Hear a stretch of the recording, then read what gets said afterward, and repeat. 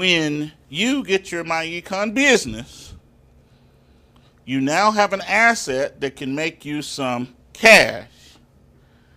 And so without having $1 million or $10,000 or $5,000, even $1,000, you can turn your MyEcon business into an asset that makes you cash, take that cash and make some more cash. So you created your money. See, money is created.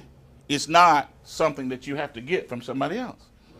So that means everybody and anybody can be a millionaire. Now, why is that important?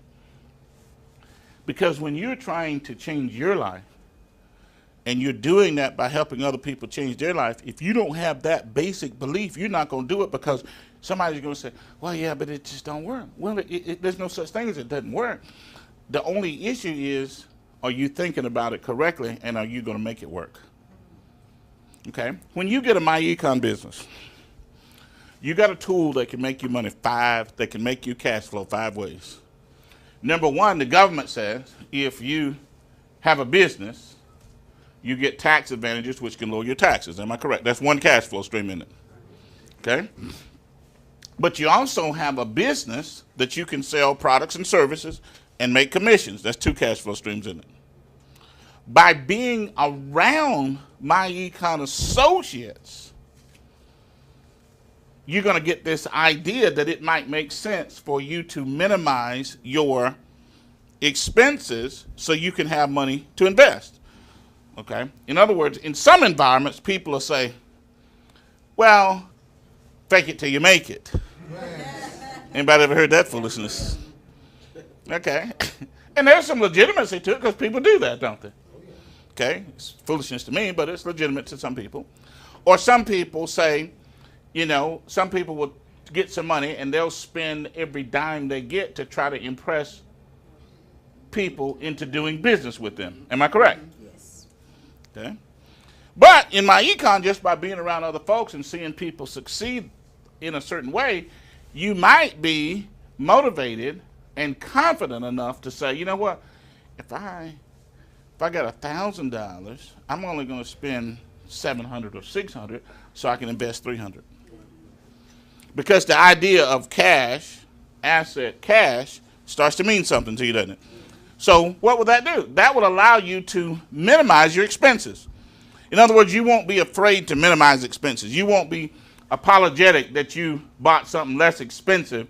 You'll be confident and proud and say, okay, you know, I put off buying a new car for 3 months or 6 months or a year or 18 months so I could get debt-free before I do it, or so I could invest money into my 401k or my investments. In other words, the idea of minimizing expenses, you wasn't afraid of. Because in some environments, people are afraid to say that they want to minimize expenses, aren't they? You ever been in that environment where the idea is status? And the idea is to spend all you can to impress? Which is, you know, there's legitimacy in that. People do that, am I correct? But that's not our culture, okay?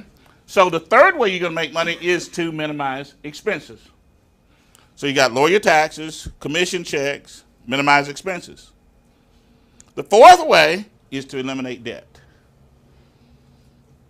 And once you do that, you see, sometimes you have to be willing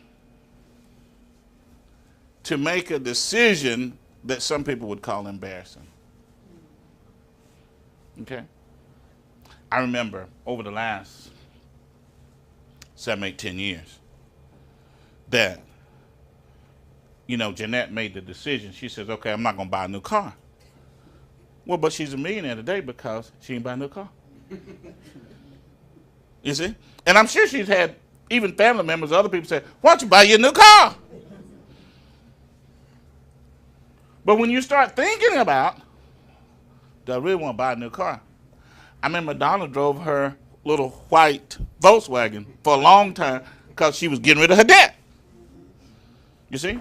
And you got people in this city and in this country who are going to look at you and say, well, you a business person. Why you want to do that? And then you got to have enough knowledge to say, because I'm smart and I know how money works and I'm going to be a millionaire. And see, if you're willing to make that decision,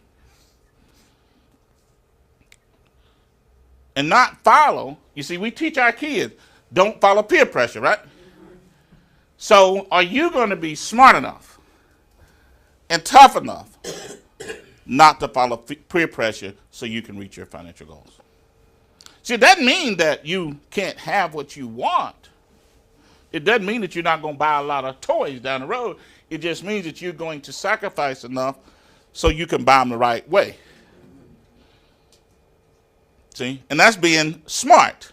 In other words, to me now, it may not be the way, but it is to me.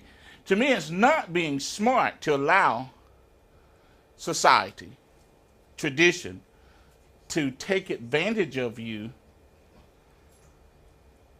because of emotion.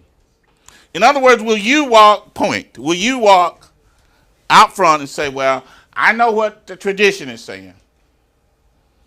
I know they're saying I'm supposed to do this or this or this because of all this tradition around me.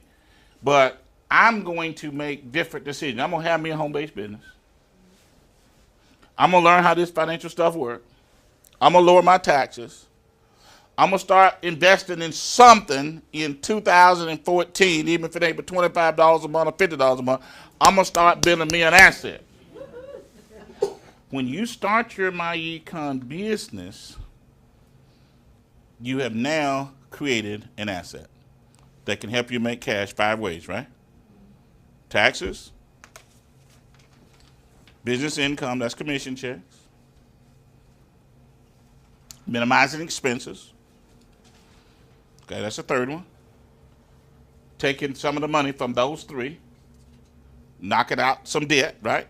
Because you start to understand that high interest rate debt is bad, right? Okay. If you got a low interest rate on your home and you don't want to pay it off, okay, that's your business, you know. But high interest rate debt is definitely bad, isn't it? Okay, so that's 4. And then the 5th one is by investing. Okay, the 5th cash flow stream is investing.